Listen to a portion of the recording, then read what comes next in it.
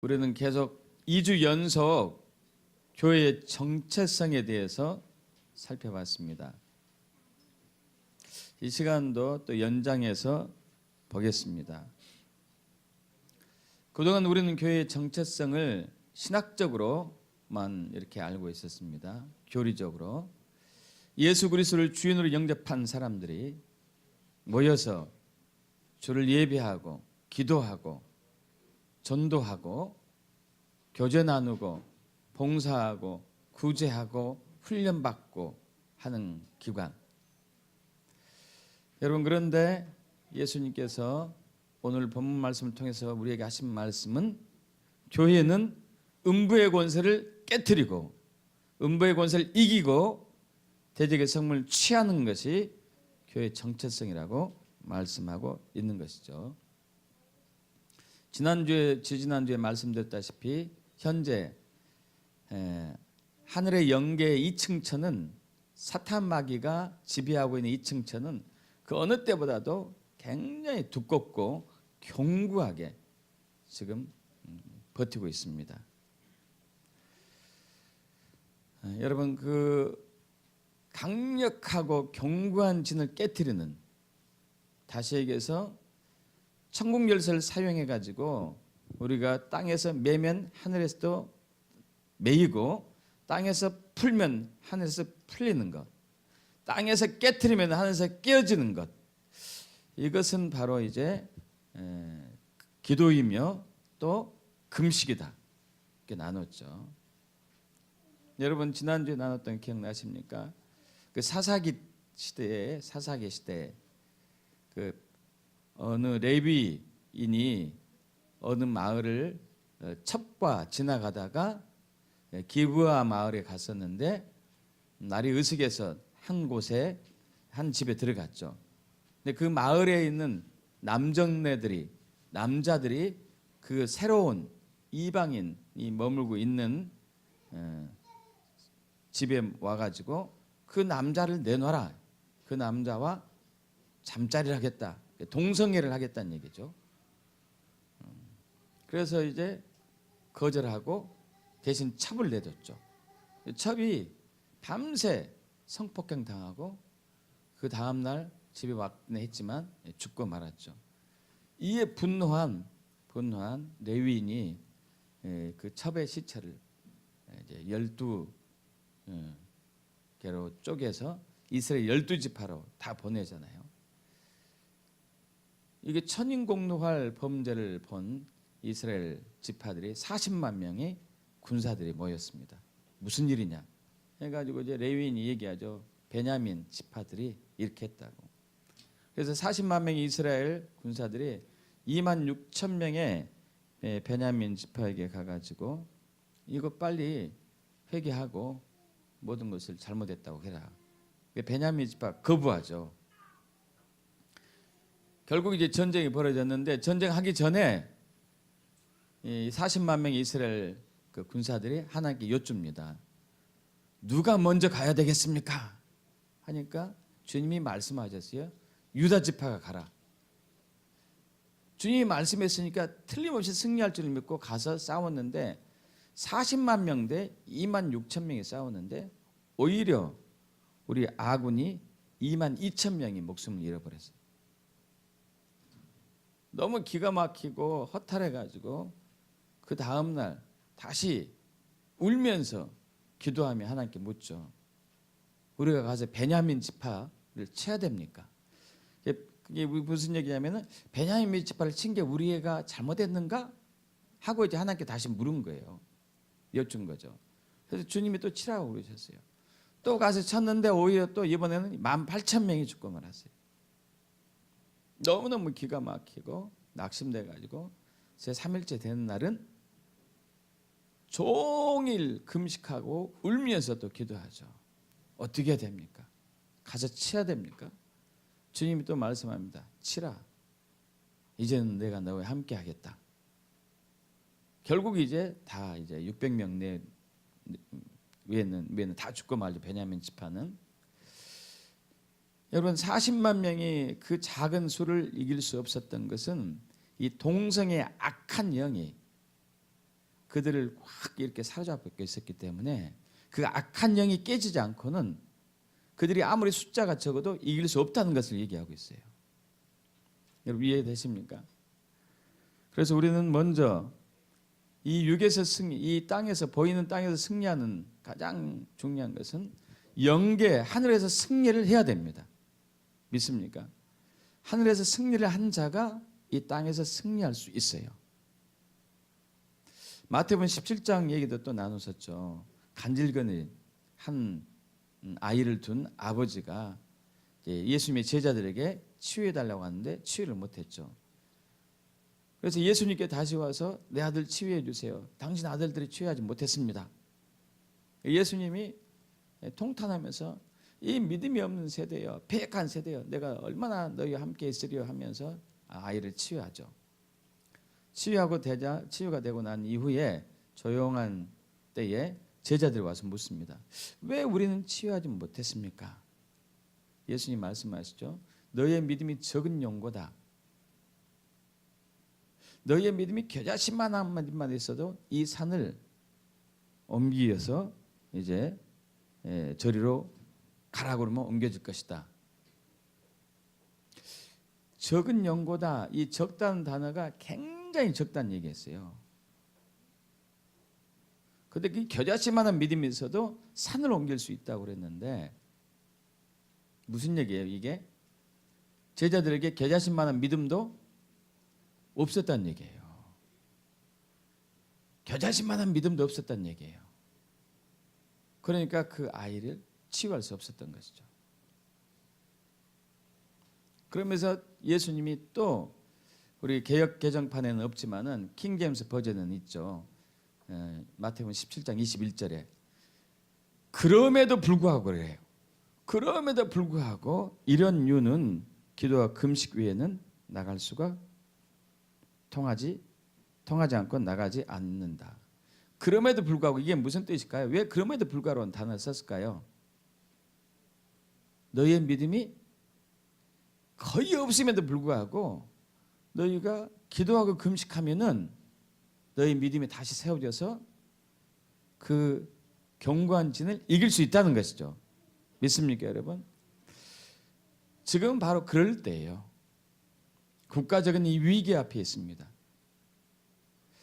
1950년 6월 25일 북한 괴뢰군의 기습 남침 이후의 최대 위기를 지금 맞이하고 있어요. 여러분 1950년 6월 25일 북한 김일성은 새벽 4시에 기습적으로 그때 일요일 주일이었는데 남침했죠. 아주 계획적으로 한 거예요. 그는 오랫동안 전쟁을 준비해 왔어요. 전쟁을 남한은 막 북진하자 얘기했지만은 전쟁 준비는 하지 않았습니다. 그러나 북한은 새로운 신무기를 개발하고 수입하고 그리고 군사훈련도 철저히 하고 병력도 증가시키면서 아주 체계적으로 준비했습니다. 그래서 당시 구소련의 지도자인 스탈린에게 가서 재가를 받았어요. 스탈린이 처음에는 거부했습니다. 야, 그거 남침하면 안 되지. 유엔에서 이렇게 38선 정해준 건데 함부로 치면 안 된다.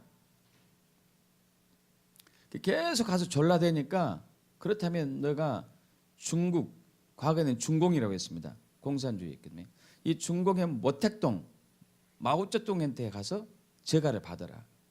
그래서 김일성이가 모택동한테 재가를 받았어요. 무슨 재가를 받았느냐? 내가 전쟁 나섰을 때에 혹시 미국이 치면 우리가 도와주겠다는. 그러자 스탈린도 허가를 해줬고 기습적으로 이제 침략을 했죠.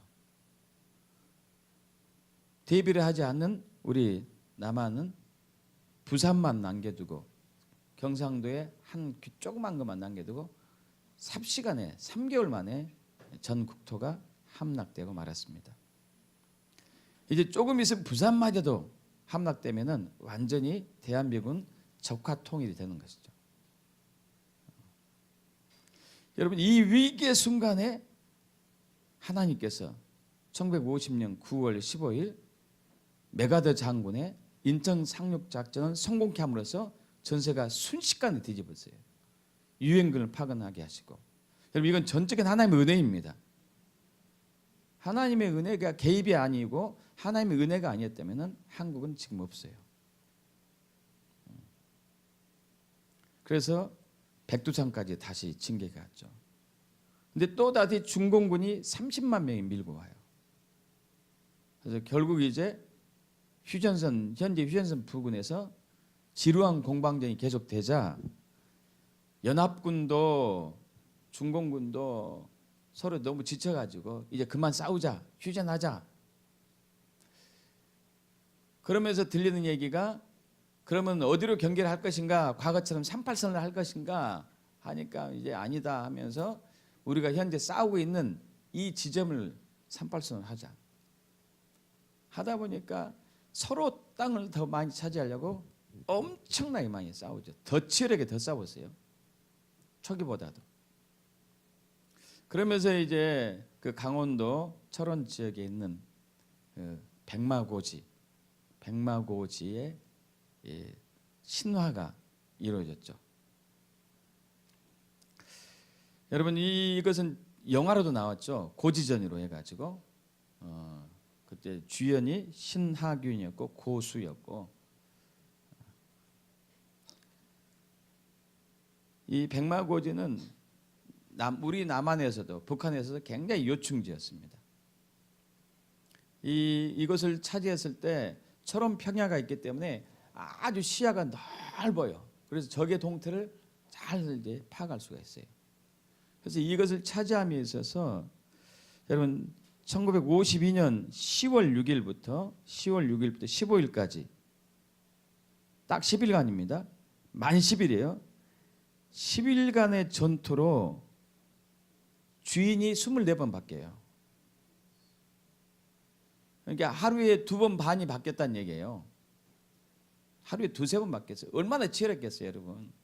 아침에 그 한국군하고 연합군이 이제 이겼다면은 밤에는 저쪽에서 이기고 또 새벽에는 이쪽에서 이기고 이렇게 하기가 10일간에 24번이었어요.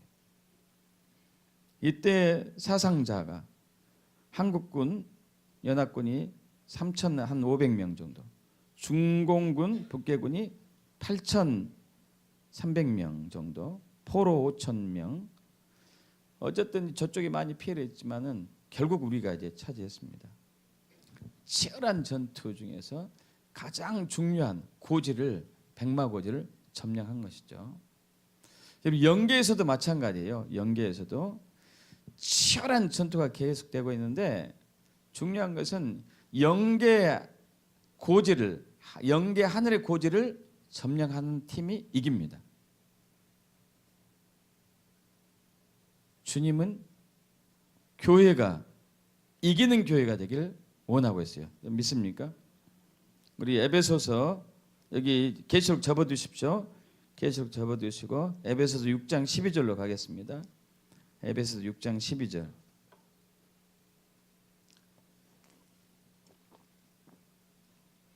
합독하겠습니다.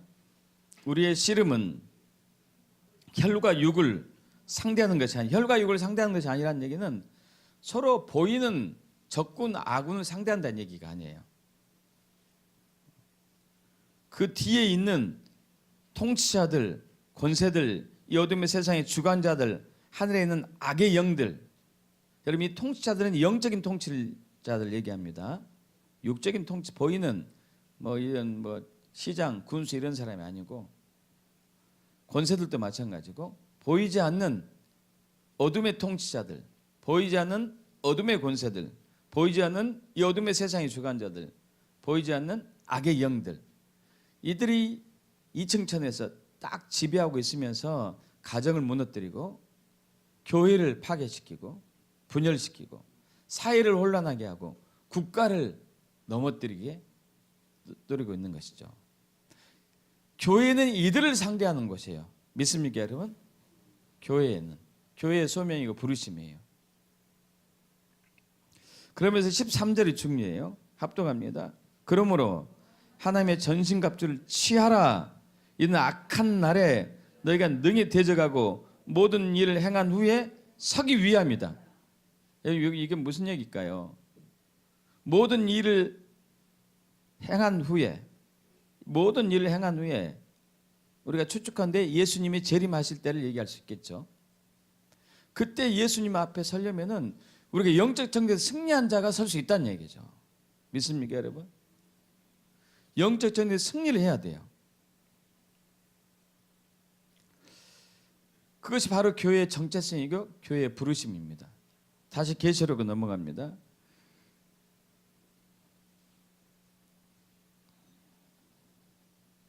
계시록 2장 7절에 보십시오. 에베소 교회에게 한 얘기인데 계시록 2장 7절에 합독합니다. 귀 있는 자는 성령이 교회들에게 하신 말씀을 들을지어다.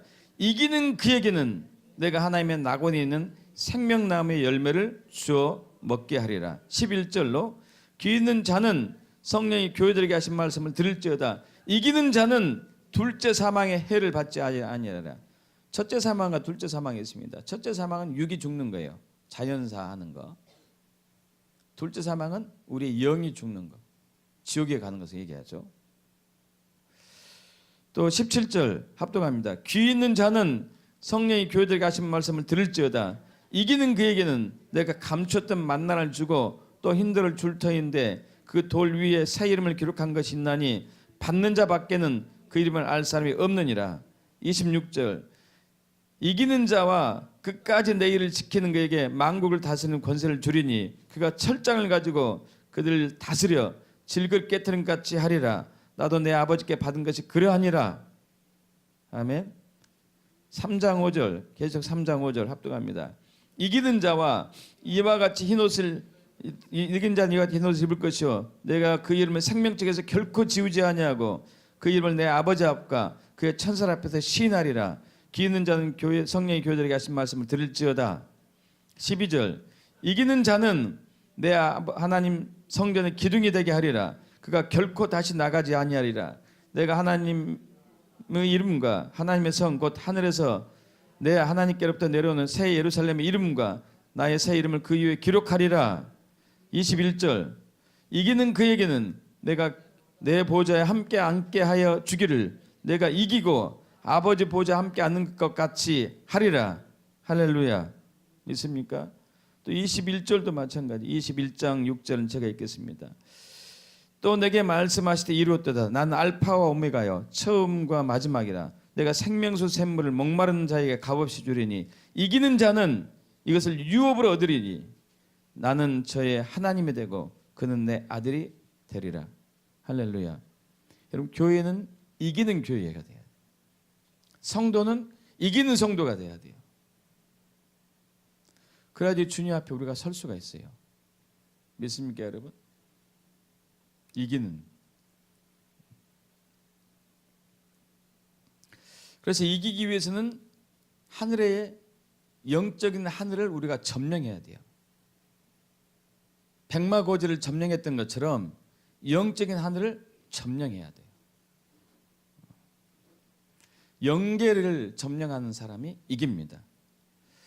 여러분 열왕기하 6장에 보면은 선지자 엘리사 얘기가 나와요. 그때 당시 이스라엘은 북이스라엘은 아람 국가하고 막 전투 중에 있었습니다. 그래서 아람 왕이 음모를 꾸며요. 이스라엘의 왕을 몰래 죽이려고 음모를 꾸밉니다. 그래서 첩자를 보내가지고 이스라엘 왕이 어딜 가는 것을 정보를 알아가지고 매복을 해서 죽이려고 딱 했어요. 근데 그때만 되면은 이스라엘 왕이 그 길로 가다가 다시 다른 길로 가버린 거예요. 갑자기. 이것들이 몇 차례가 있었어요. 몇 차례가 있다 보니까 아람 왕이 막 두렵기도 하고 겁이 나기도 하고 이게 무슨 일이야? 이것이 한두 번이면 좋은데 계속 되니까 분명히 우리 안에 첩자가 있다.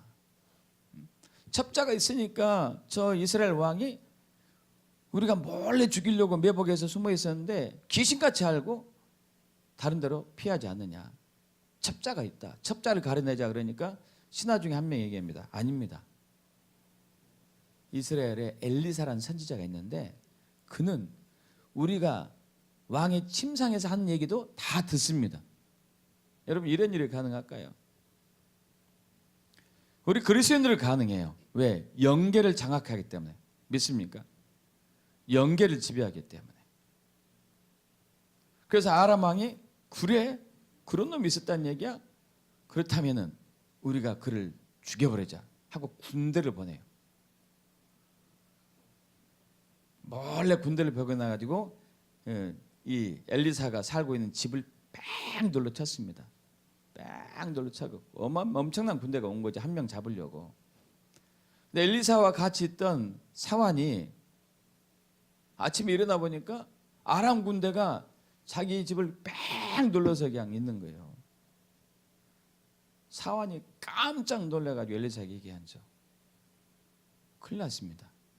아람 군대가 여기까지 쳐들어와서 완전히 우리 집을 겹겹이 에워쌌는데 우린 죽게 되었습니다. 엘리사가 얘기하죠. 두려워하지 말아라. 저들의 군대보다도 우리의 군대가 더 많다. 그래서 군대가 어디 있습니까? 여기는 다 아람 군대뿐인데 어디 있습니까? 그래서 이제 엘리사가 기도하죠. 이 사환의 눈을 열어주십시오. 영적인 눈을 열어주세요. 하니까 사환이 영적인 눈이 열리니까 여러분 그 아람 군대 또 그 뒤로 천군 천사들이 불말과 불병거 타고 뺑 둘러쌌어요. 더 많은 군사들이. 할렐루야. 여러분 영계에서는 이미 엘리사는 하늘의 군대가 아람 군대를 이기고 있는 것을 봤어요. 그러니까 두려워하지 않은 거예요. 하늘을 장악해야 돼요. 할렐루야. 믿습니까? 하늘을 장악한 자가 승리하는 것이죠. 여러분 그럼 어떻게 이걸 장악할 것인가를 또 오늘도 또 살펴보기를 원합니다. 우리 두 차례에 대해서 기도하고 금식을 통해서 장악하는 것도 있는데 오늘은 또 그 비결이 기도와 금식은 제단에서 하는 거잖아요. 제단의 비결이 있습니다. 제단. 그래서 수많은 제단들이 지금도 저와 여러분의 주변에 있습니다. 무당들도 제단을 만들어놔요. 아시죠? 제단 만들어놓고 거기서 막 구슬하잖아요. 막 동동동 뛰고 막 저기 칼 위에서 춤추고 그죠? 또 그 기업체나 사업체들이 고사 지내요. 고사. 제단 만들어놓고 고사 지내요. 돼지 머리 해놓고 거기다가 절을 하죠. 10,000원짜리 콧구멍에 꼽아놓고 절을 하죠. 수많은 곳에 제단들이 있어요. 그 절도 제단이겠죠. 절, 그죠? 모스크, 이슬람들의 사원, 교회죠. 모스크, 사원 이런 수많은 제단들이 있습니다. 이 제단들에서 제사가 지내지고 희생 제물이 드려지고 지난주에 말씀드린 것처럼 북한에는 48,000개 이상의 김일성, 김정일 동상 재단이 있어요. 우상을 섬기는 재단이죠. 우리나라는 과거에 고인돌은 우리가 배울 때는 무덤이라고 배웠는데 나중에 알고 보니까 그게 고대 사람들이 우리 한국 사람들이 들었던 이 신께 들었던 재단이었어요. 지금도 강화 만이산에 보면 재단이 있죠. 이처럼 사단에게 드려지는 재단들이 있고 하나님께 드려지는 재단도 있겠죠. 교회, 구약에서는 성전, 성막 이런 것들이 재단이 되겠죠. 여러분 이 재단을 쌓고 재단에서 뭔가를 하면은 거기에서 마귀가 힘을 받아요. 귀신이 힘을 받습니다. 세지는 거죠. 그래서 지금 그 한국의 영계 하늘이 2층천이 어느 때보다 두껍고 어느 때보다 견고하다는 얘기는 수많은 재단들, 사탄의 재단들이 한국에 많이 세워졌다는 거예요. 그래서 음부의 권세가 힘을 받고 있고 음부의 권세가 이기고 있는 상황이 되고 말았죠. 여러분 그러나 저들의 재단이 아무리 많다 하더라도 하나님의 재단이 몇 개만 있어도 이길 수가 있어요. 믿습니까? 제대로 된 하나님의 제단이 몇 개만 있어도 이길 수가 있어요. 여러분 사무엘 선지자 시대에 사울 왕 시대였죠. 사울 왕 시대에 그때 그 전 사울 왕 전이죠. 전 사울 왕이 나타나기 전에 그때의 블레셋 지금의 팔레스타인이죠. 팔레스타인 사람들과 이스라엘 백성들이 막 전쟁이 일어났습니다. 근데 당시는 이스라엘 백성들이 팔레스타인보다도 이제 힘이 약해가지고 자꾸 졌어요. 전쟁에.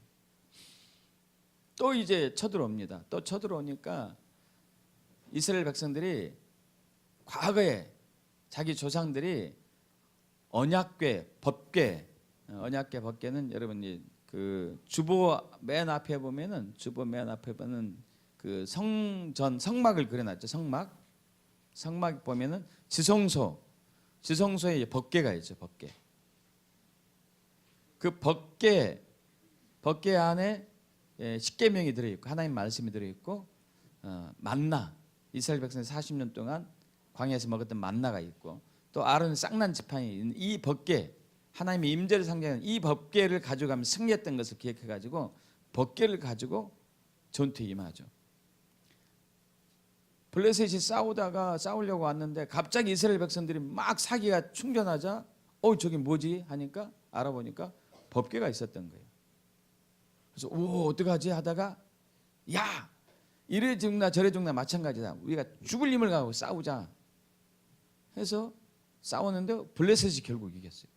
이겨가지고 법궤를 뺏어서 자기들의 신당 다곤이라는 신당이 있는데 그 다곤이라는 신당에 다곤 그 석상 다곤 상 옆에다가 법궤를 뒀어요. 그리고 다음날 가서 보니까 다곤이 신이 엎어져 있었어요. 이게 무슨 일이지? 누가 이거 엎었지? 하고 이제 바로 세워놓고 갔습니다. 또 그 다음날 와서 보니까 다곤이 신이 석상이 엎어져 있는데 이번에는 팔다리 목이 다 잘린 채 엎어졌어요. 와 이것은 보통 일이 아니다. 이건 보통 일이 아니다. 빨리 법궤를 꺼내자. 그때부터 근데 이제 막 가나안 아스돗 이 마을에 막 전염병이 막 퍼지기 시작한 거죠. 여러분 그래서 그들은 급히 그것을 이스라엘로 보내버렸습니다. 저들의 힘이 아무리 세도 하나님의 제단을 이길 수가 없어요. 믿습니까? 하나님의 제단이 승리합니다. 할렐루야. 하나님의 제단이 승리하는 것이죠. 그래서 천국 열쇠를 가지고 이 땅에서 매면 하늘에서도 매이고 이 땅에서 풀면 하늘에서 풀리는 데 있어서 가장 중요한 것은 제단이 있어야 돼요. 교회가 제단이겠죠. 여러분의 가정도 제단이 있어야 돼요. 매주에 한 번 이상은 제단을 쌓아야 된다는 얘기예요. 예배하고 모여서 기도해야 된다는 얘기예요. 말씀 읽고. 단체에도 마찬가지고 국가도 마찬가지고 제단이 있어야 돼요. 제단이 있어야지 승리할 수가 있습니다. 여러분 욥기에 보면은 욥기가 동방의 거부였습니다. 자녀들도 많았었고 7남 3녀 그리고 가축들도 양, 낙타, 나귀, 말 어마어마하게 많았었고요. 종들도 엄청나게 많았고 지금으로 얘기하면 애플 기업이나 삼성 기업 이상 갈 정도로 엄청난 거부였는데 그 비결은 뭐였냐면은 욥은 자녀들 위해서 항상 제단을 쌓았어요. 할렐루야. 그럼 제단을 쌓길 축복합니다. 아브라함도 마찬가지죠. 아브라함. 하나님께서 갈대아 우르에 있는 아브라함에게 찾아오셔가지고 말씀하십니다. 야 아브라함아 이제 너는 거기서 나와서 내가 너에게 지시할 땅으로 가라. 내가 너를 복의 근원이 되게 할 것이고 너의 후손이 많아지게 할 것이고 내가 땅을 줄 것이고 너를 저주한 자는 내가 저주하고 너에게 복을 준다 내가 복을 줄 것이다. 그래서 아브라함이 그 말씀에 순종해 가지고 조카 롯을 데리고 아내 사레와 함께 하나님이 지시한 가나안 땅으로 가죠. 그럼 가나안 땅에서 맨 먼저 했던 것은 제단 쌓는 것이에요. 제단 쌓는 거. 어딜 가든지 제단 쌓았어요. 왜 중요하느냐? 그 가나안 땅은 아브라함은 지금 4,000년 전의 인물인데 2,000년 동안 한 번도 하나님께 제단을 쌓은 적이 없는 사탄 마귀가 지배하고 있는 땅이었습니다. 그럼 이 낯선 땅에 이방인 아브라함이 가서 사는 데 있어서 그 이방인 아브라함이 어떠한 환난과 역경과 고난에도 어려움을 당하지 않고 돌파할 수 있었던 것은 제단 때문이었어요. 믿습니까, 여러분? 한 번은 아브라함이 살던 가나안 땅에 기근이 계속 들자 점점점 남방으로 내려가지고 애굽까지 갔습니다. 애굽으로 갔는데 애굽 왕 바로한테 갔는데 걱정이 되는 거예요.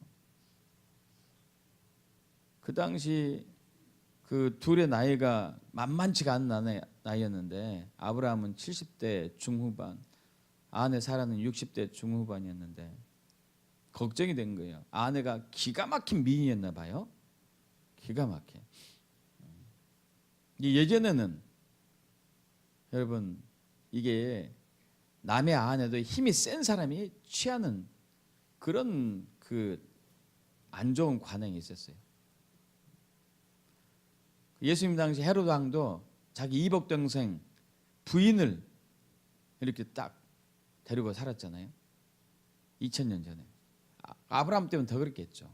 그래서 아브라함이 걱정이 돼가지고 야, 아내 보고 얘기합니다. 당신이 나의 아내라고 그러면은 저 바로 왕이 나를 죽이고 당신을 이제 아내로 삼을 거다.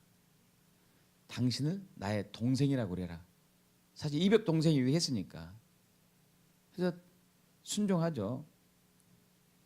그러니까 이제 바로 왕이 얼추고 좋다 하고 많은 재물을 주고 그 아브라함의 아내 사레를 데려옵니다. 동생인 줄 알고 데려온 것이죠. 근데 주님이 나타나셨어요. 너 손끝 하나, 머리카락 하나 터치하면 너 죽여버릴 거라고. 아브라함 여기 바로 왕이 겁이 나가지고 아브라함을 부릅니다. 야, 너 왜 나한테 거짓말했냐? 응? 너 분명히 너 동생이라고 해서 내가 취했는데 네 아내라고 그랬으면 내가 안 했을 거 아니냐? 그래서 자기가 두려워서 했다고 우리 얘기하죠. 그러니까 이제 바로 왕이 전해줬던 재물을 다시 뺏은 게 아니고 그대로 해서 이제 돌려보내잖아요. 여러분 이 위기의 순간에 하나님은 아브라함을 지켜주세요. 왜냐하면 제단 때문에 어디 가든 제단이 있었기 때문에 아브라함의 아들 이삭도 항상 제단이 있었어요. 그래서 그들은 거부가 됩니다. 한국도 마찬가지예요. 대한민국 조선 말기 때 한 번도 5천년 가까운 세월 동안 하나님께 제단을 드린 적이 없어요. 이 우상의 제단만 엄청 많았어요. 우상의 제단이 많은 곳에는 항상 나라가 가난하고 황폐화되고 공핍한 그 나라가 되는 것이죠. 세계에서 제일로 가난한 나라, 세계에서 제일로 문맹률이 많은 나라. 여러분 이 나라가 복음이 들어와서 제단이 세워지니까 회복이 됐습니다. 할렐루야, 믿습니까? 회복이 되었어요. 평양 장대인교회에 1907년 1월 14일 부흥이 터지고 남북계 제단들이 막 세워지기 시작하죠. 교회가 세워지고 가정의 예배가 드려지고. 사실 북이 더 훨씬 많았어요. 그래서 여러분 해방 때까지 북이 훨씬 잘 살았습니다. 70년대까지 북한이 훨씬 잘 살았어요. 그래서 우리가 북한의 전력을 끌어다 쓰기도 했다니까요. 과거에는. 그쪽이 잘 살았기 때문에. 그러나 지금은 아니에요. 지금은 세계에서 가장 못 사는 나라 중에 하나예요. 가장 많이 굶어 죽는 나라 중에 하나고. 그래서 수많은 사람들이 탈북하고 있습니다. 우리나라에도 현재 32,000명의 탈북자들이 있어요. 다른 중국이나 다른 제3국에는 더 많아요. 더 많아. 얼마나 많이 사람들이 탈북했는지. 배고프니까. 왜 저 잘 살았던, 우리보다 훨씬 잘 살았던 북한이 저렇게 되었죠? 그것은 바로 1945년 8월 15일 북한의 공산정권, 김일성에 의한 공산정권이 들어오고 난 이후 김일성이는 하나님의 제단을 철저하게 없앴습니다. 그리고 자기의 제단을 만들죠. 우상의 제단을 만들어요. 우상의 제단을 만들면 못 산 나라가 돼요. 거지 같은 나라가 되는 것이죠.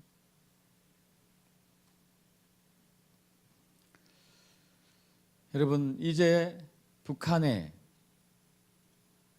그 우상의 제단이 무너지고 다시 하나님의 제단이 세워질 때가 되었습니다. 저 김일성, 김정일, 김정은으로 이어지는 독재 세습 체제에서 공산 사회주의에서 벗어나서 자유, 민주, 복음으로 회복될 때가 되었어요. 분단 70년이 되었기 때문에. 할렐루야. 여러분, 남한은 재단이 제대로 튼튼했기 때문에 막 교회가 성장하고 또 사회도 좋아지고 국가적으로도 경제적 10위권 안에 드는 부흥을 맞이한 것이죠. 여러분, 그러나 이 육적인 부흥을 너무 맛보다 보니까 재단이 다시 남한의 재단이 무너졌어요. 여러분 자신도 마찬가지죠. 가정 재단이 무너졌어요. 기도원마다 사람들로 꽉꽉 찼던 재단이 무너졌습니다. 교회의 새벽 재단이 무너졌어요. 무너지니까 다시 한국은 위기를 맞아요. 위기를. 여러분, 재단에서 드려진 기도와 예배와 부르짖음이 하늘을 움직일 수가 있는 거예요. 다시 한국은 재단을 회복해야 돼요. 믿습니까? 그래서 우리가 2월 한 달 동안 금식하면서 기도하자는 거죠. 우리 지난주에 봤던 말씀인데 이사야 58장 6절로 가겠습니다. 58장 6절.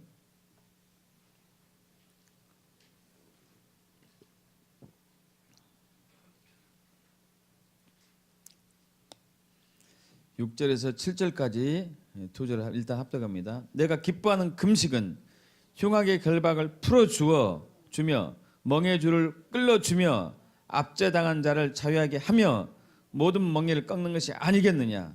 또 줄인 자에게 내 양식을 나누어 주며 유리하는 빈민을 집에 들이며 헐벗은 자를 보면 입히며 또 내 권력을 피하여 스스로 숨지 아니하는 것이 아니겠느냐. 금식을 왜 해야 되는지. 흉악의 결박, 이층천에서 영계가 악한 사탄 마귀가 붙잡고 있는 사람들, 붙잡고 있는 가정들, 붙잡고 있는 교회, 붙잡고 있는 사회와 단체와 국가, 이것들을 풀어주는 금식이 있어야 된다는 얘기죠. 그런데 10절로 넘어가. 10절로 줄인 자에게 내 심정이 동하며 괴로운 자의 심정을 만족하게 하면 내 빛이 흑암 중에 떠올라 내 어둠이 낮과 같이 될 것이며. 이런 금식이 돼야 돼요. 할렐루야. 빛이 흑암 중에 떠오르길 원하십니까? 원하지 않으신가 봐요. 11절 여호와가 너를 항상 인도하여 메마른 곳에서도 내 영혼을 만족하게 하며. 이렇게 되길 원하십니까? 내 뼈를 견고하게 하리니. 이렇게 되길 원하세요? 너는 물된 동산 같겠고. 아멘입니까? 물이 끊어지지 아니한 샘 같을 것이라. 12절 합독합니다. 내게서 날 자들이 오래 황폐된 곳들을 다시 세울 것이며 너는 역대 파괴된 기초를 쌓으리니 너를 일컬어 무너진 데를 보수한 자라 할 것이며 길을 수축하여 그할 곳이 되게 하는 자라 하리라. 할렐루야. 여러분, 하나님의 재단이 남북에서 무너졌어요. 북한은 이미 김일성으로 재단이 대체됐고 남한에 수많은 교회들이 있지만 이 재단이 제대로 된 재단이 아니에요. 아까 말씀드렸죠. 여러분 저 악한 사탄마귀 제단이 아무리 많다 하더라도 제대로 된 제단 몇 개만 있으면은 저 제단 무너뜨릴 수가 있어요.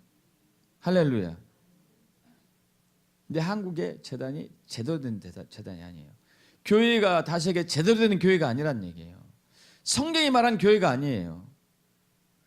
모여서 예배하고 기도하고 전도하고 교제 나누고 훈련 받을 수는 있지만 음부의 권세를 무너뜨리고 대적의 성문을 치하는 이기는 교회는 아니란 얘기예요. 여러분 우리는 이 이기는 교회의 정체성을 회복해야 돼요. 승리하는 교회가 돼야 돼요. 믿습니까? 그래서 흉악의 결박에 묶인 사람도 풀어줘야 돼요. 멍해줄에 붙잡혀 있는 사람은 자유케 해야 되죠. 압제당한 자를 해방시켜야 되는 거죠. 할렐루야. 믿습니까? 그러려면은 교회가 재단이 되었든지 가정이 재단이 되었든지 단체가 재단이 있든지 국가의 재단이 있든지 간에 이 재단에 하나님의 영광이 임해야 돼요. 뭐가 임해야 된다고요? 하나님의 영광. 하나님의 영광이 임하는 재단이 승리할 수 있어요. 하나님의 영광이 임하는 교회와 가정이 이길 수가 있습니다. 하나님의 영광이.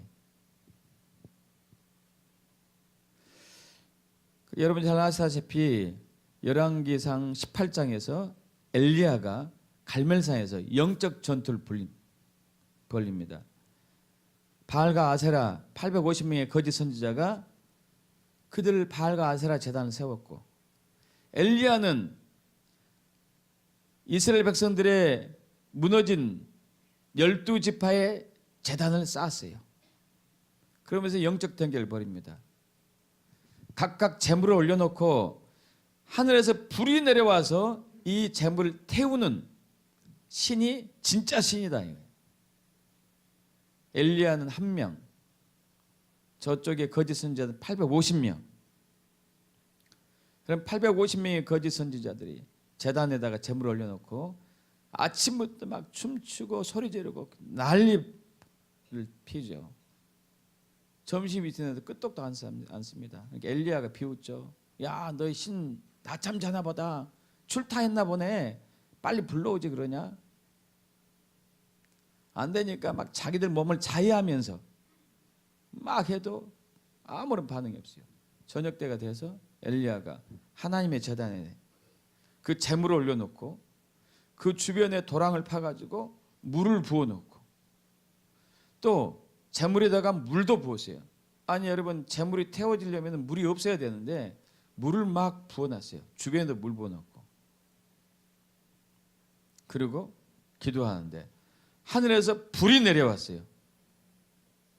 도랑에 물을 완전히 태울 없을 만큼 재물은 완전히 재가 될 만큼 이걸 본 이스라엘 백성들이 진짜 여기가 참신이다. 하나님의 영광을 본 것이죠.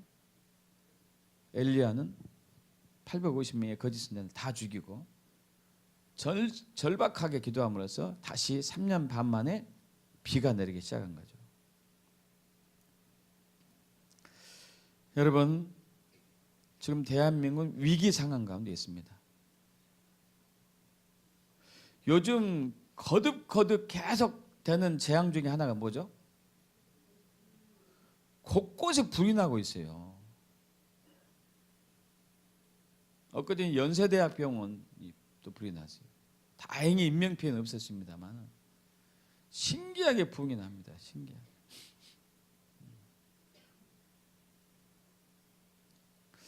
여러분 저는 한편으로는 이렇게 생각해요. 이 불은 여호와의 불이 오기 전에 임하는 전초전 같다. 할렐루야. 이건 거짓불이에요. 거짓불. 부흥의 불이 와야 돼요. 할렐루야. 진짜 불이 와야 됩니다. 여호와의 영광이 임해야 돼요. 있습니까? 제단에 여호와 영광이 임해야 돼요. 여러분 다시 한번 주보 앞에 보시기 바랍니다. 주보 앞에 보면 성막이 있습니다. 제단이죠. 그 성막에 세 부분이 있죠. 세 부분. 앞에는 성전 뜰, 번제단이 있고 그리고 물두멍이 있는, 그리고 좀 안쪽에 들어가면은 또 하나 이렇게 이제 집 같은 것이 보이는데, 집은 두 부분 나눠져 있죠. 그래서 들어가야 되는데 앞쪽은 성소, 그리고 안쪽은 지성소. 여러분, 하나님의 영광이 임하는 곳은 지성소였어요. 지성소. 지성소에 하나님의 영광이 임했습니다. 지성소는 바로 히브리서 4장 16절에 은혜의 보좌라고 할 수 있어요. 우리는 긍휼하심을 받고 때를 따라 돕는 은혜를 얻기 위하여 은혜의 보좌 앞에, 하나님이 임재하는 곳에, 하나님이 영광이 임하는 곳에 담대히 나아가자. 여러분, 이 지성소는 바로 우리로 얘기하면은 이제 우리도 세 부분을 나눌 수 있죠. 영, 혼, 육, 혹은 마음, 혼, 육으로 나올 수 있습니다. 이 지성소, 성전뜰은 우리의 육, 몸, 성소는 혼, 지성소는 마음. 여러분, 이 고린도전서 3장 16절 이하 보면은 우리를 하나님의 성전이라고 그래요. 왜 성전이라고 그러죠? 성령님이 우리 안에 계시기 때문에. 믿습니까? 근데 성령님이 우리 안에 어디에 계시죠? 육에 계시지 않고, 혼에 계시지 않고 우리 마음에 계세요. 믿습니까, 여러분? 우리 마음에 계세요. 마음에 성령이 거하고 계세요. 그래서 우리는 성전이에요. 지성소에 성막에 하나님이 임재하는 것은 지성소, 즉 우리의 마음이에요. 마음. 그래서 제일 중요한 것은 바로 우리 마음이 어디 있느냐예요. 여호와의 영광이, 하나님의 임재가 임하는 제단, 그것이 개인 제단이 되었든지 가정 제단이 되었든지 교회 제단이 되었든지 단체 국가 제단이 되었든지, 하나님의 영광과 하나님의 임재가 임하려면은, 하나님의 영광이 오시려면은 바로 저와 여러분의 마음이 중요해요. 마음이 어때야 되는가? 내 마음이 어때야 되는가? 그래서 우리가 매월 한 번씩 성만찬 할 때 koptic 그리스도인이 했던 것을 항상 이제 우리가 되새기고 있잖아요. 우리의 마음이 어디 있습니까? 여러분의 마음이 어디 있습니까? 그래서 여러분, 아까 고지전에 있고, 고지전, 백마고지를 차지하기 위해서 치열하게 싸웠어요. 치열하게. 왜? 굉장히 중요한 요충지였기 때문에. 여러분, 우리 영혼 몸에 있어서 마음, 혼 몸에 있어서 마음이 굉장히 중요해요. 마음을 빼앗는 자가 정복하는 거예요. 사랑을 뭘로 하죠? 머리로 합니까? 힘으로 합니까? 마음으로 합니까? 마음으로 하죠. 마음으로. 믿음은 어디서 나오죠? 머리에서 나옵니까? 마음에서 나옵니까? 마음에서 나오죠. 마음.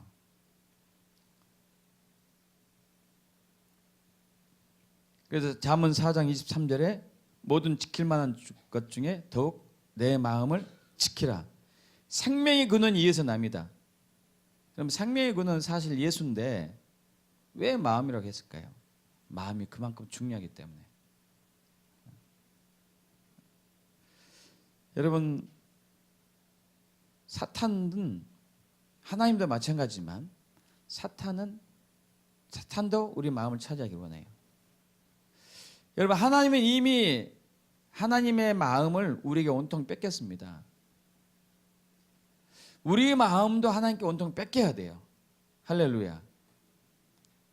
그런데 사탄이 우리의 마음이 하나님께 가지 않도록 계속 우리를 미혹하고 속이고 있어요. 그래서 우리의 마음을 훔쳐가는 거죠. 우리의 마음을 뺏어가는 거예요. 그럼 다 뺏는 것이니까. 사도행전 5장에 보면 아나니아와 삽비라는 하는 부부가 나와요. 사도행전 4장에서 또다시 부흥이 터졌습니다. 여호와의 불이 여호와의 영광이 임했어요. 그래서 사람들이 자발적으로 자기의 재산을 다 팔아가지고 사도들 앞에 두었어요. 그럼 성령의 감동 받으면요, 기쁨으로 자발적으로 이렇게 막 드리는 거예요. 그래서 사도들이 그것을 가져다가 골고루 사람들에게 배분을 해주죠. 가난한 사람이 없게. 근데 아나니아와 삽비라도 막 부흥을 받아가지고 그렇게 했습니다. 재산을 팔아가지고 가는데 마음이 바뀌었어요. 아, 이거 다 주지 말고 일부만 주자. 근데 베드로가 이 사실 성령의 감동을 알았죠. 아나니아가 오니까 야, 이거 네가 다 팔아서 준 거냐? 묻습니다. 그러니까 아나니아가 그렇습니다. 그래요. 베드로가 얘기합니다. 아나니아야, 어찌하여 사탄이 네 마음에 가득해서, 네 마음에 가득하다는 얘기는 뭐죠? 사탄이 네 마음을 차지했다 이거예요. 그래서 네가 성령을 속이고 얼마를 일부를 감췄느냐 하는 순간에 아나니아가 죽죠. 그래서 사람들이 장사하러 매러 갑니다. 그러던 차에 아내 삽비라가 왔어요. 삽비라는 남편이 죽은지도 몰라요. 삽비라가 왔는데 베드로가 똑같은 얘기를 해요. 이것이 다냐? 사탄에게 마음을 뺏긴 삽비라가 남편 아나니아와 같이 똑같은 얘기를 해요. 답니다. 똑같이 죽음을 당하죠. 여러분, 마음을 뺏기면 다 뺏기는 거예요. 마음을 뺏기면.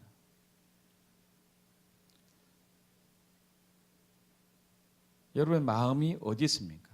마음이. 여러분 지금 마음이 어디 있어요? 하나님께 있습니까? 아니면 세상에 있습니까? 아니면 여러분의 자신에게 있습니까? 아니면 돈에 있습니까? 이건 뺏긴 거예요. 뺏긴 거. 마음을 뺏긴 거. 하나님이 여러분을 찾아오기를 원하십니까? 하나님이 여러분을 만나기를 원하십니까? 여러분의 마음을 지켜서 하나님께 연합돼야 돼요. 여러분, 지성소는 하나님의 마음이 있는 곳이에요. 우리의 마음이 지성소인데 우리의 마음과 하나님의 마음이 연합이 될 때 하나님의 임재가 있고 하나님의 방문이 있고 하나님의 영광이 나타날 수가 있어요. 믿습니까, 여러분?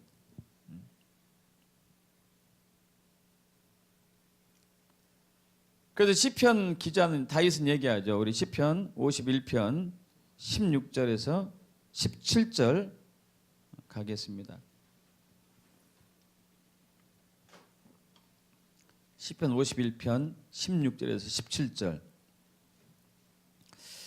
합독합니다. 주께서는 제사를 기뻐하지 아니하시나니 그렇지 아니하면 내가 들었을 것이라. 주는 번제를 기뻐하지 아니하시나이다. 하나님께서 구하신 제사는 상한 심령이라. 하나님이여, 상하고 통회하는 마음을 주께서 멸시하지 아니하시리다. 할렐루야. 여러분, 여기에서 지금 예배하고 있어요. 기도하고 있습니다. 말씀 듣고 있어요. 그런데 이 제사를 기뻐하지 않는데요. 왜? 마음이 떠났기 때문에. 하나님이 기뻐하신 제사는, 여호와께서 구하신 제사는 17절 상한 심령, 애통하는 마음, 통회하는 영, 회개하는 절박한 마음. 몸은 여기 있는데 마음은 다른 데 있어요. 여러분, 의미가 없어요. 의미가. 그래서 교회는 이기질 못해요. 이미 마음을 사탄에게 빼앗겼기 때문에 기도한들 하나님께 상달되는 것이 아니고 사탄이 다 가로채가고 있죠. 주님께서 교회는 이기는 교회가 되기로 작정하셨어요. 할렐루야. 승리하는 교회가 되게 작정하셨습니다. 이거 교회의 정체성이에요. 그런데 승리하지 못해요. 왜? 저와 여러분의 마음이 사탄에게 빼앗겼기 때문에, 세상에 빼앗겼기 때문에, 나에게 집착하기 때문에. 여러분, 야곱이 창세기 33장에서 32장에서 야곱에서 이스라엘로 바뀌어요. 야곱에서 이스라엘로 바뀝니다. 이스라엘의 뜻이 무슨 뜻이죠? 야곱은 뭐 사기꾼, 발뒤꿈치 이런 얘기했는데, 이런 의미인데, 이스라엘은 뜻은 무슨 뜻이에요? 하나님과 겨루어서 이기는 자. 할렐루야. 여러분, 하나님과 겨루어서 이길 수 있을까요? 이길 수는 없죠. 여러분, 여기 아까 예훈이 있는데, 예훈이가 돌아다니고, 예훈이가 이제 이 정도 나이면은 아빠하고 막 씨름하고 그러죠. 씨름하면은 예훈이가 이깁니까? 아니면 아빠가 이깁니까? 당연히 아빠가 이기죠. 비교가 안 되지. 근데 아빠가 저주죠, 저주. 예훈이를 사랑하기 때문에 길을 살려주고 하기 위해서. 하나님을 우리는 이길 수는 없어요. 그러나 야곱이 하나님을 이겼다고 얘기하고 있어요. 그래서 이스라엘이다, 네가 하나님을 이겼다, 너는 이스라엘이다. 어떻게 이겼을까요? 절박한 마음으로 이겼어요. 절박한 마음으로.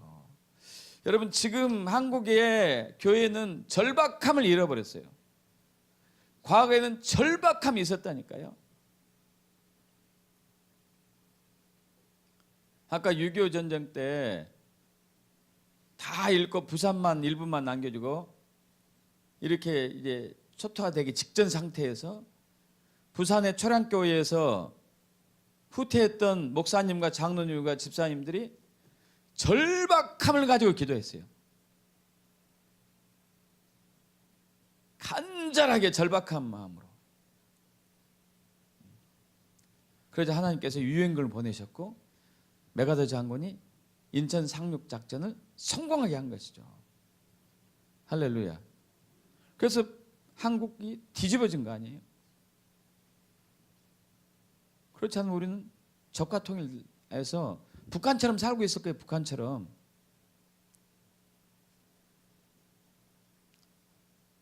우리 부모 세대들이 절박함으로 기도했습니다. 가난을 이기기 위해서. 절박함으로. 그래서 가난을 이겼어요. 지금은 절박하지가 않아. 애통하지가 않아요. 이걸 다시 회복해야 돼요. 할렐루야. 여러분, 남북이 분단된 지 70년이 되었습니다. 1948년, 1945년 8월 15일 해방이 되었죠. 그런데 해방됨과 동시에 우리는 남북으로 38선을 중심으로 나눠졌습니다. 남은 자유 대한민국, 미군 군정을 받았고, 북한은 소련, 북한 공산주의, 공산사회주의, 소련의 지배를 받았고 김일성에 의해서. 그러나 3년 후 1948년 8월 15일 남한은 유엔의 이 허락을 받고 1947년 11월 14일 날 유엔에서 남한의 단독 정부 수립을 허락해 줘요. 그래서 남한이 1948년 8월 15일 단독으로 정부를 수립합니다. 정부를 수립했지만 북한을 포함한 정부였어요. 대한민국의 모든 영토를 다 포함한다고 했기 때문에. 북한도 1948년 9월 9일 날 역시 정부를 수립해요. 그러나 이것은 유엔의 허가를 받지 않은 상황이었죠. 어찌됐든 간에 남과 북이 1948년 두 개로 합법적으로 어떻게 보면 법적으로 나눠진 셈이죠.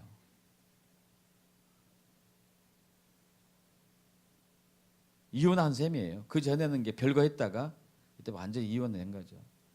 근데 70년이 되었습니다. 그럼 70이라는 숫자는 성경에서 매우 중요해요. 이스라엘 백성들이 포로로 끌려간 지 70년 만에 다시 바벨론에서 돌아왔습니다. 여러분, 다시 분단된 한국이 통일될 때가 되었어요. 할렐루야. 믿습니까? 평양이 동방의 예루살렘으로 불릴 때가 있었는데 다시 평양이 동방의 예루살렘 회복될 때가 되었습니다. 북한 2,500만 명 주민들, 굶주려 가고 있는 주민들이 자유의 대한품으로 돌아올 때가 되었어요. 이제 김일성 우상 동상들이 48,000개 다 쓰러지고 다시 십자가가 세워지면서 복음으로 회복될 때가 되었습니다. 믿습니까? 그런데 그러려면은 남한에 있는 그리스도인들이 북한을 향한 절박한 애통하는 재단을 쌓아야 돼요. 이게 없는 게 이제 문제예요.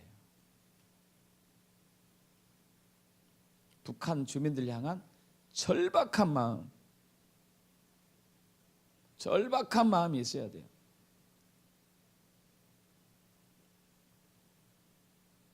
굶어 죽어가고 있고 학대받고, 여러분 그 동영상 같은 거 보셨나 몰라요. 만화 형상으로 그려놓은 건데 북한에 핵 만드는 곳에서 일하는 그 그리스도인들,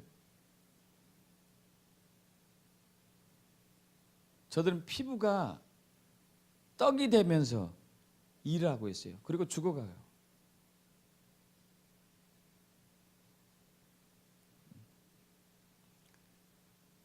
또 공장에서 일하는데 샘물 하는 제철소죠. 거기서 일하는 사람들.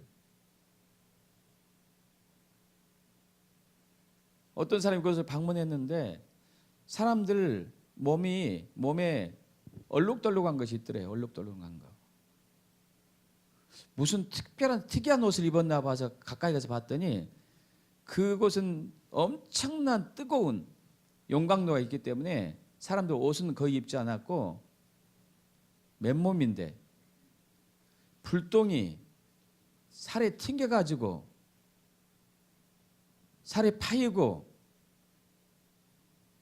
데인데 또 대고 그 열기가 계속 오니까 사람들이 몸이 수분이 빠져가지고 쭈그러져서 얼마나 비참한지요.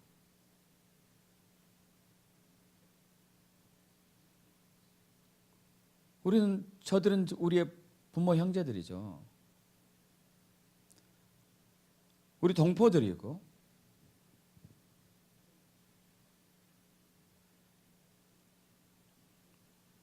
여러분 브리지트 가브리엘이라는 한 여사가 있어요. 여러분 이제 유튜브 보면 있습니다. 이 여사가 미국을 위해 행동하라 하는 대표 리더인데 간증한 거예요. 레바논 출신이거든요. 레바논. 여러분 과거의 레바논이 기독교 국가였습니다. 67%가 기독교인이었어요. 우리보다 훨씬 많았습니다. 그런데 이 기독교 국가가 이슬람으로 바뀌어요. 단 몇십 년 만에. 1960년대부터 무슬림이 들어오기 시작해요. 이슬람이.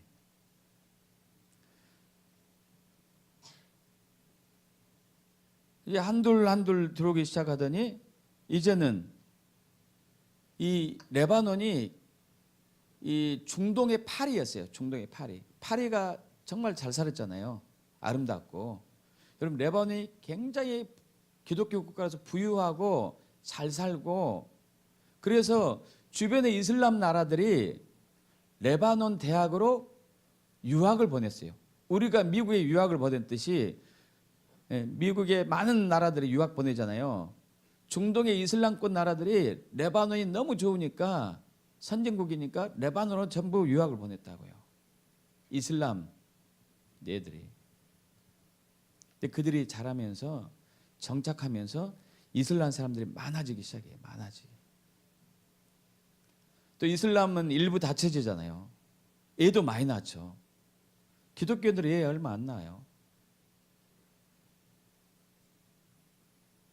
그러니까 단 20-30년 사이에 이게 역전돼 버린 거예요. 그러면서 여러분 우리가 정신 차려야 될 게, 레바논이 기독교 국가다 보니까 사마리아, 선한 사마리아의 그 저기를 실천하고자 난민들, 이슬람의 난민들을 막 받아들였어요. 막 받아들여요. 여러분 들어간 무슬림들하고 난민들 중에 대부분 무슬림들인데, 이슬람들인데, 대학생들 온 유학 온 애들도 무슬림이고 막 하다 보니까 이제 전세가 역전됐어요. 역전되면서부터 테러가 일어나기 시작해요.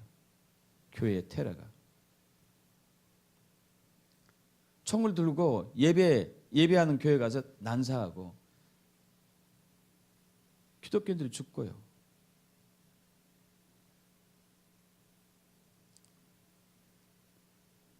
그리고 점점 이제 테러가 일어나면서 기독교인들이 점점 죽어가기 시작했어요. 이 가브리엘 이 가정도 그 마을에서 레바논 남부에서 굉장히 잘 살았었는데, 공장을 하면서 잘 살았어요. 운전사도 있고 하녀도 있을 정도로 잘 살았었는데, 여러분 이 가정이 이 집에 대피 시설을 만들어 놓고 거기 피해 있었습니다.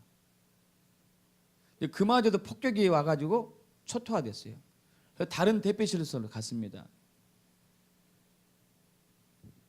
은밀한 곳, 사람들이 찾지 못하는 곳. 먹을 것이 있겠어요, 없겠어요? 뭘 먹었겠습니까? 풀뿌리요.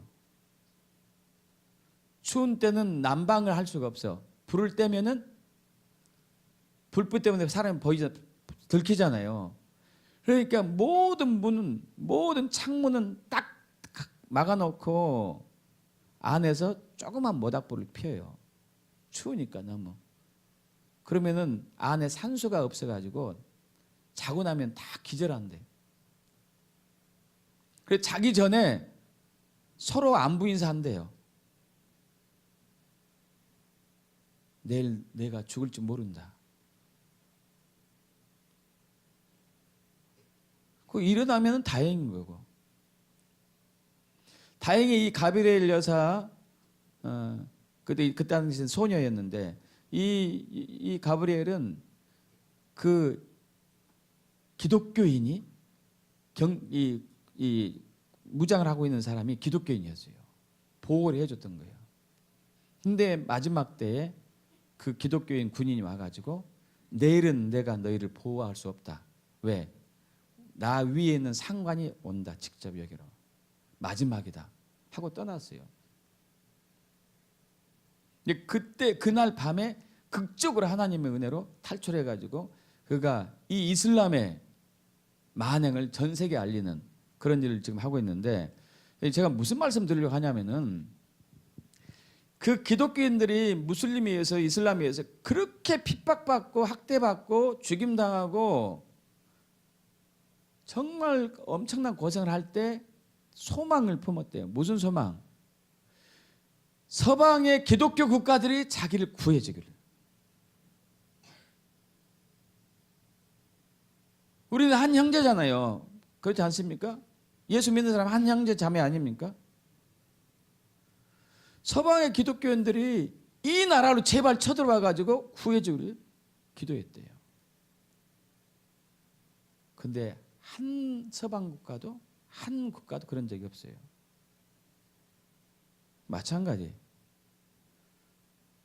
여러분, 제가 아는 선교사님이 계세요. 저하고 나이가 한 두세 살 위인데, 이 선교사님이 6.25 직전에 한국으로 넘어왔습니다. 6.25 직전에 가족이. 그건 믿음의 가정이었어요. 믿음의 가정. 그런데 김일성이가 정권을 잡고 난 이후부터 기독교인들을 막 핍박하기 시작해요. 재산 다 뺏어가고 성경 다 뺏어가고 불태우고. 그래서 자기는 생생히 기억한대요. 자기 아버지가 한 얘기죠. 자기는 이제 그 당시는 이제 태어나지 않았기 때문에 자기 아버지가 그 얘기를 했대요. 부모님이 계속 그 얘기했대요. 야, 우리가 그때 북에 있었을 때 3년 동안 간절히 기도한 것이 있었다. 남한이 빨리 북진해가지고 우리 좀 구해줬으면, 우리를 자유케 했으면 얼마나 좋을까. 주여 이렇게 해주셔서 기도했다. 근데 지금 70년이 지났다.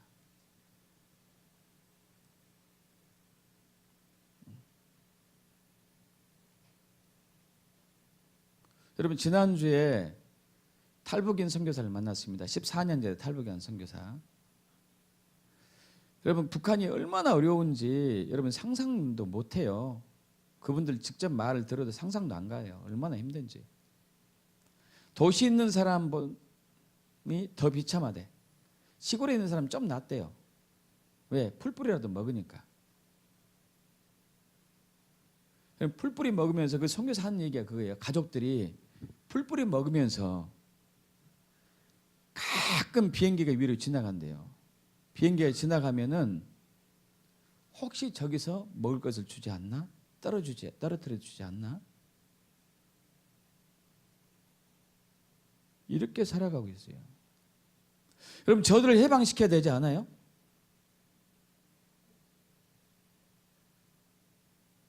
그런 감각이 없습니까? 마음이 아프지 않아요? 괴롭지 않습니까?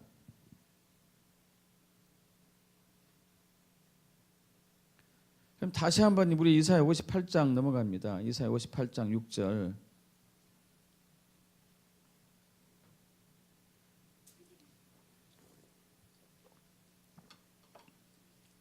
7절 합독합니다.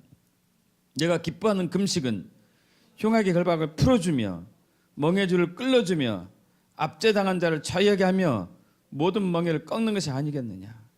또 줄인 자에게 내 양식을 나눠주며 유리하는 빈민을 집에들이며 헐벗은 자를 보면 입히며 또 내 권력을 피하여 스스로 숨지 않는 것이 아니겠느냐. 10절. 줄인 자에게 내 심정이 동하며 괴로운 자의 심정을 만족하게 하면 내 빛이 흑암 중에서 떠올라 내 어둠이 낮과 같이 될 것이며 여호와가 너를 항상 인도하여 메마른 곳에서도 내 영을 만족하게 하며 내 뼈를 견고하게 하리니 너는 물된 농산 같겠고 물이 끊어지지 아니한 샘 같을 것이라. 내게서 날 자들이 오래 황폐된 곳들을 다시 세울 것이며 너는 역대에 파괴된 기초를 쌓으리니 너를 일컬어 무너진 데를 보수한 자를 할 것이며 길을 수축하여 거할 것이 대개한 자라 하리라. 고통받는 자, 헐벗은 자, 굶주린 자, 목마른 자, 병든 자, 옥에 갇힌 자, 이들과 동일한 마음을 품고 기도했을 때, 이것이 우리의 마음과 하나님의 마음이 합해졌을 때 그 재단 하나님의 영광이 임할 것이며 그때 북에 자유함이 있어요. 이제 올해 북한이, 우리는 믿습니다, 자유하게 된 해가 될 것을 믿습니다. 김일성, 김정일, 김정은으로 이어지는 독재 세습, 공산사회주의, 우상숭배, 태양신 우상숭배, 그 모든 멍에로부터 다 풀어지고 자유케 되는 그 해가 되었음을 선포합니다. 그런데 저와 여러분의 절박한 기도가 있어야 돼요. 애통하는 기도가 있어야 돼요. 가슴을 치며 저들과 동일한 마음을, 그들에게 아파하는 그 마음을 품지 않은 이 완악한 마음이 주님 정말 힘이 듭니다. 저를 용서해 주시옵시고 이 강팍하고 완악한 마음을 깨트려 주시고 그 아픔을 제가 느끼게 해주세요. 믿습니까? 언제까지 여러분 스스로 배만 채우는 것에 만족합니까? 우리가 계속 그렇게 간다면 우리는 북한 주민들의 삶을 한번 맛을 볼 수도 있어요.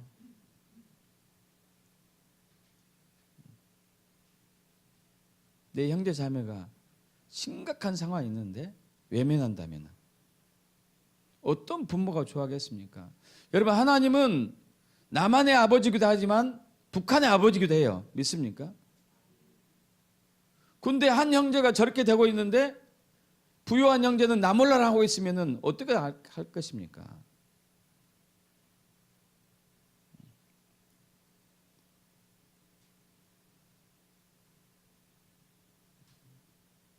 여러분, 우리는 회개해야 돼요. 우리의 완악한 마음, 강팍한 마음, 굳은 마음, 완고한 마음 회개하셔야 돼요. 여러분, 이것이 바로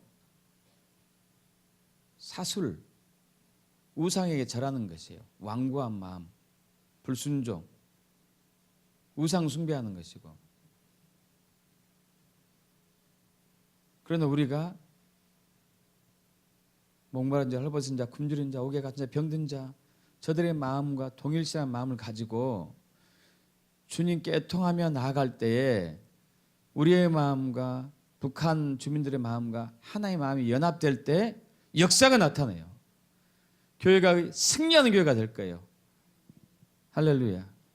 바로 그때가 2018년 올해입니다. 우리 그렇게 합시다. 이제 오늘부터 금식하면서 여러분 기도하십시오.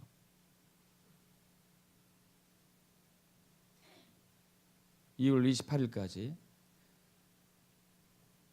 오늘 4일부터 5일인가요? 4일인가요? 4일부터 2월 25일까지는 다니엘 금식. 다니엘 금식은 야채 위주로 먹는 거죠. 기름진 것, 고기, 막 맛있는 것, 이걸 금하는 거죠. 그리고 26, 27, 28은 에스더 금식, 절대 금식. 여러분, 풀로 할 수도 있고 아니면 한두 개 할 수도 있고 여러분의 체질에 맞게 하시고, 중요한 것은 단지 굶는 것이 중요한 게 아니고 우리 마음의 탐심과 탐욕과 시기와 질투와 세상 사랑하는 것, 돈 사랑하는 것, 쾌락 사랑하는 것, 자아 사랑하는 것을 끊어내야 되겠죠.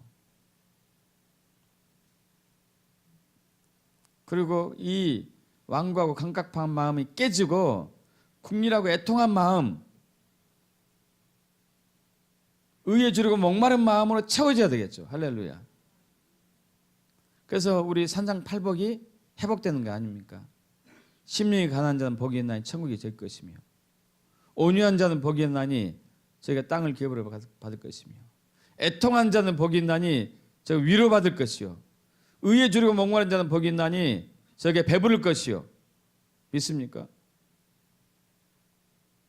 국률이 여긴 자는 복이 있나니 저희가 국률의 여김을 받을 것이요, 마음이 청결한 자는 복이 있나니 저희가 하나님을 볼 것이며, 화평케 하는 자는 복이 있나니 저희가 하나님 일컬음을 받을 것이요. 할렐루야. 믿습니까, 여러분? 바로 2월 달이 그런 달이 될 거예요. 그런 달로 만드십시오. 아멘. 우리 함께 이 시간 기도합시다. 회개 기도하면 좋을 것 같습니다. 여러분, 저와 여러분의 마음이 완고해졌어요. 높아졌어요. 교만해졌어요.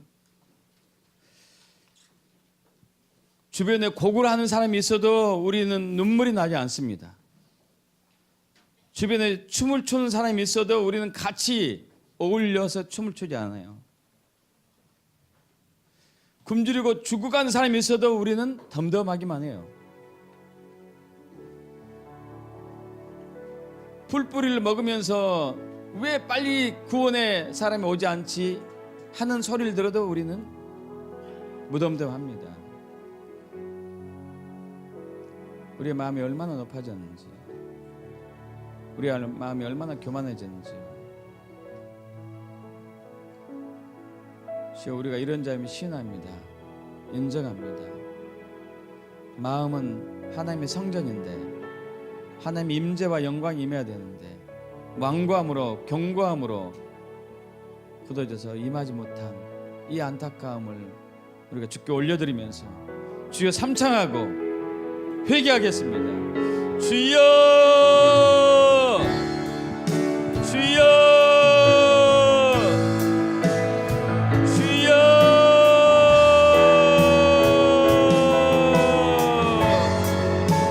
예, 할렐루야. 아버지 하나님, 그렇습니다. 우리의 마음이 겸비하고 겸손하고 온유한 마음이 아니고 강팍한 타락하고 완악하고 교만하고 완고한 마음임을 시인합니다. 그래서 우리 주변에 억울한 사람이 있어도, 굶주린 사람이 있어도, 병든 사람이 있어도, 헐벗고 목마른 사람이 있어도, 옥에 갇힌 자가 있어도 우리는 저들과 동일한 마음을 품지 않았습니다. 외면했으며 무덤덤했으며 무감각한 상태입니다. 주, 이런 우리의 완악한 마음을 회개합니다. 완고한 마음을 회개합니다. 강팍한 마음을 회개합니다.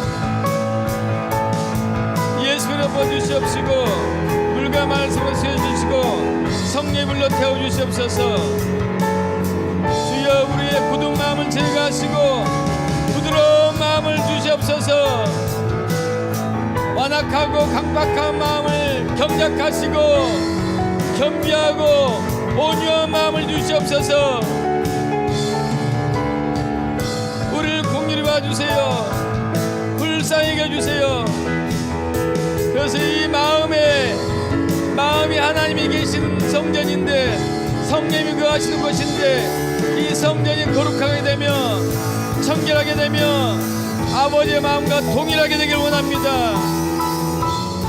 그래서 우리가 제단을 쌓을 때에 거룩한 이 마음에 여호와의 불이 임하며 하나님의 영광이 임하기를 원합니다. 이 무너진 제단이 수축되었을 때에 주님, 이제 저 어둠의 제단은 다 무너지고 남과 북이 예수 안에서 복음으로 성령의 능력으로 자유, 민주, 평화, 통일이 되며 해방될 것을 믿습니다. 북한의 2,500만 명의 주민들이 속히 자유를 얻기를 축복합니다. 굶주린 자들이 다시 부여해지길 축복합니다. 주여, 임하여 주시옵소서. 아멘. 주님, 아버지 하나님, 우리는 우리의 이웃을 사랑하는 주의 말씀에 여전히 거리가 먼 상황입니다. 내 형제가 억압당하고 핍박당하고 고통당하며 굶주려 죽어가고 있는데 우리의 마음은 무덤덤하기만 합니다. 이런 완악하고 완고하고 딱딱한 마음을 주님께 올려드리오니 우리 굳은 마음을 제거하시고 부드러운 마음을 허락하여 주시옵소서. 높아지고 교만한 마음을 제거하시고 겸손한 마음을 주옵소서. 주님, 그래서 우리의 제단이 다시 거룩하게 제단으로 회복되길 원합니다. 주님이 기뻐한 제단으로 수축되길 원합니다. 그곳에 하나님의 영광이 임하며 우리가 이 영광이 임한 하나님의 제단에서 기도했을 때에 하늘의 영계가 뒤바뀌어지며 대한민국이 예수 안에서 남과 북이 성령의 능력으로 자유민주 평화 통일이 될 것을 믿습니다. 주여, 그래서 우리가 2월 한 달 동안 다니엘 금식, 에스더 금식으로 나아갑니다. 주여,